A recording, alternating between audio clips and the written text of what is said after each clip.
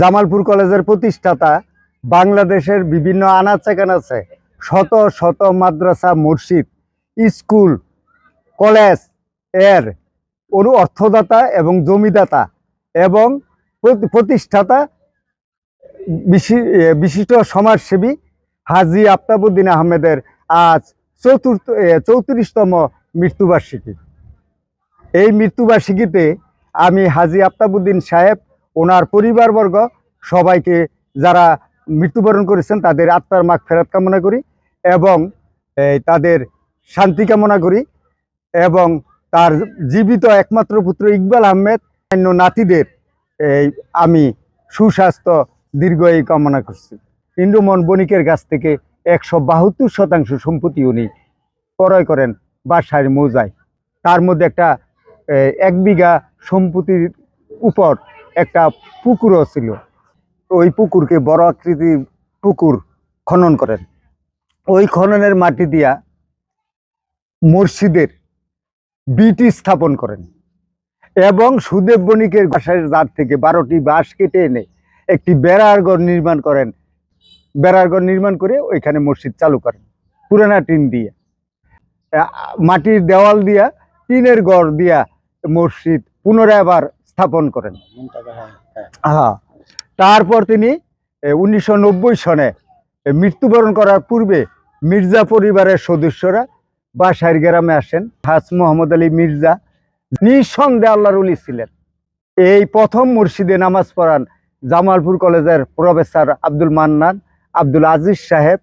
পরবর্তী পর্যায়ে মোহাম্মদ আলী মির্জার যখন বাসায় আগমন ঘটে তখন তিনি এইখানে নামাজ পড়ানোর দায়িত্ব নেন এবং উনি আদুসাদি ইউনিয়ন পরিষদের একজন সম্মানিত চেয়ারম্যান থাকা অবস্থায় যারা বাসাইরের নামাজ রোজা না করতেন, তাদের কোনো জ্ঞানই ছিলেন না, তাদেরকে বাবা গো দন গো বলে উনি মসজিদে নিয়ে আসতেন এবং নামাজ পড়া শিখাতেন। আফতাবউদ্দিন ভাই যখন মির্জা সাহেব আসলেন তখন মির্জা সাহেব আফতাবউদ্দিন ভাইকে আপন ভাইয়ের মতো মনে করতেন। আফতাবউদ্দিন ভাইও মির্জা সাহেবকে আপন ভাইয়ের চেয়ে আপন মনে করতেন। মির্জা সাহেব জীবিত থাকা অবস্থায় আফতাবউদ্দিন ভাইয়ের কোনো সহায় সম্পদ দের দিকে কেউ কোনো চোখও তাকাইতে পারে নাই বা উনি কখনো কাউকে ব্যবহার করে নাই। মির্জা সাহেবের এই জীবিত অবস্থায় থাকা অবস্থায় আফতাবউদ্দিন ভাই মৃত্যুবরণ করার পূর্বে জমিনের পূর্ব পাশে, পূর্ব এবং দক্ষিণ পাশে একটি 42 ফিট লম্বা মাদ্রাসা ঘর স্থাপন করেন।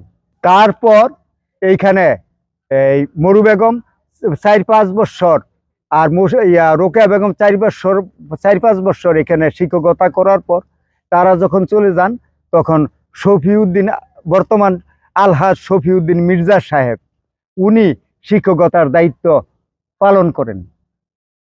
উনি এইভাবে শিক্ষকতার দায়িত্ব সেই মাদ্রাসায় পালন করতে করতে এই 2013 সনের পূর্বে আলহাজ শফিউদ্দিন মির্জা সাহেবের একান্ত প্রচেষ্টায় জনগণের কাছ থেকে অর্থ নিয়ে, দেশে বিদেশ থেকে অর্থ সাহায্য নিয়ে মসজিদ ও মাদ্রাসা পাকা করেন, মাদ্রাসা ভবন নির্মাণ করেন।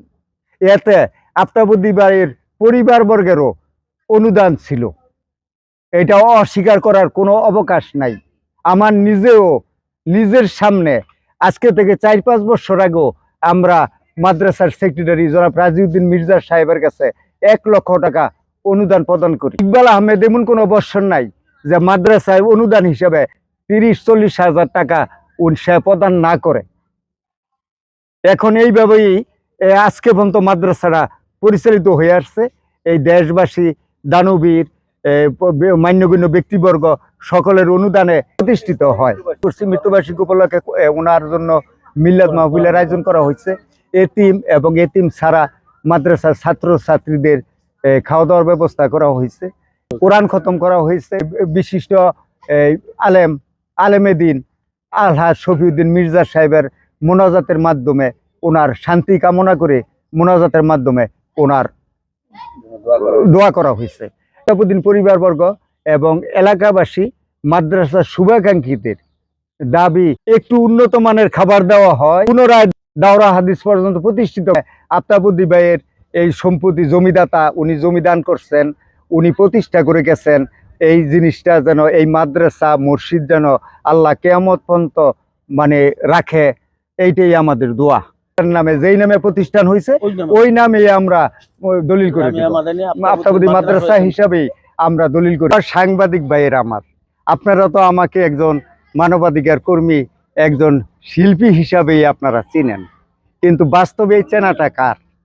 এই চেনাটা হলো যে হাজী আফতাবউদ্দিন আহমেদ যদি আমাকে ঢাকার 8-এর এর বাড়িতে বাসায় আমাকে থাকা খাওয়া সুযোগ না দিতেন, তাহলে আমি কিন্তু আজকে বড় মাপের শিল্পী হয়ে উঠতে পারতাম না, এবং একজন মানবাধিকার কর্মকাণ্ড করা আমার পক্ষে দুষ্কর ছিল।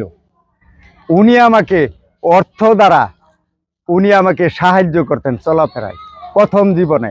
তারপরই কিন্তু আমি ওনার সহযোগিতা পেয়ে বাংলাদেশের একক কৌতুক অভিনেতা হিসাবে আমি এক খ্যাতি অর্জন করেছিলাম, যা শুধু বাংলাদেশ নয়, সুদূর আমেরিকা থেকে শুরু করে বিশ্বের অন্যান্য রাষ্ট্রও আমার কর্মকাণ্ড সম্পর্কে অবহিত আছে। আলহাজ মোহাম্মদ শফিউদ্দিন মির্জা 2010 সাল থেকে বাসার নূরে মদিনা জামে মসজিদ এবং 2013 সালে জামিয়া মাদানিয়া আফতাবউদ্দিন মাদ্রাসা ইতিমখানা বৈদেশিক এবং দেশি যাবতীয় জনগণের অর্থায়নে ইহাতককে ভিক্ষুকের অর্থ দ্বারাও এই মসজিদ মাদ্রাসা প্রতিষ্ঠিত হয়, যা শুরু থেকেই আমি মোহাম্মদ শফিউদ্দিন মির্জা এবং অত্র এলাকার গণ্যমান্য ব্যক্তিবর্গ এবং জনগণের অর্থায়নে এই ভবনগুলি আমরা করি। আমরা বদ্ধপরিকর এই প্রতিষ্ঠানটি আবার পুণ্যের ন্যায় দাওরা হাদিস পর্যন্ত গড়ে তুলব, এবং যেইভাবেই এই প্রতিষ্ঠানটি সমস্ত বাংলাদেশ ব্যাপী সুনাম ছড়িয়ে পড়ে সেই ব্যবস্থা আমরা অবশ্যই গ্রহণ করব, এবং দেশের স্বনামধন্য আলেমদের মাধ্যমে, শিক্ষকদের মাধ্যমে আমরা এটি ইনশাআল্লাহ পরিচালিত করব। আমি এস.এম. জসিমউদ্দিন। আমি অত্র এলাকারই ছেলে। স্বাধীনতার পর থেকেই দেখতাম যে আফতাবউদ্দিন সাহেব একজন শিল্পপতি ছিলেন, ওনার একজন শিক্ষানুরাগী ছিলেন। উনি জামালপুর মহাবিদ্যালয়ের প্রতিষ্ঠাতা ছিলেন এবং জামিয়া মাদানিয়া আফতাবউদ্দিন মাদ্রাসার একজন জমিদাতা হিসাবে এবং মসজিদে জমি দান করেছেন। ওনার মতো উদার মনের লোক আমার জীবনে আমি অনেক কম পেয়েছি। তো উনি যদি বেঁচে থাকতেন তাহলে আরও উত্তরোত্তর এই প্রতিষ্ঠানটির আরও সৌন্দর্য বৃদ্ধি পাইত। তবে পরিতাপের বিষয় এই যে কিছুদিন আগে বিশেষ কোনো মহলের কারণে এখানে এই দাওরা হাদিস খোলা হয়েছিল, সেটা হঠাৎ করে বন্ধ হয়ে গেছে। এর জন্য আমাদের এলাকার অনেক লোকজন দুঃখ প্রকাশ করেছেন এবং আমি নিজেও এই ব্যাপারে দুঃখিত।